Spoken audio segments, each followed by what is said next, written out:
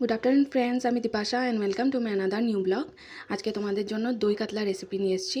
দইটাকে ফেটিয়ে নিয়েছি, মাছটাকে ভেজে নিয়েছি, আর পোস্ত, কাজু আর মৌরিটাকে ভিজিয়ে নিতে হবে। ভিজিয়ে একটা পেস্ট করতে হবে।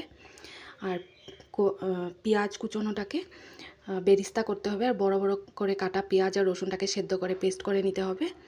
তারপর তেলে জিরা আর তেজপাতা ফোড়ন দিয়ে সেদ্ধ করা পেঁয়াজ রসুনের পেস্টটা দিয়ে ভালো করে নুন হলুদ দিয়ে ভেজে নিতে হবে। তারপর মুড়ি, কাজু আর পোস্তর পেস্টটা দিয়ে একটু জিরা গুঁড়ো দিয়ে আবার ভালো করে কষিয়ে নিতে হবে। তারপর কষানো হয়ে যাওয়ার পর ফেটানো দইটা দিয়ে দিতে হবে আর একটু জল দিয়ে আবার ভালো করে কষিয়ে নিতে হবে। আর কষে গেলে তারপর একটু গরম জল দিয়ে ভালো করে ফুটাতে হবে আর একটু চিনিও দিতে হবে।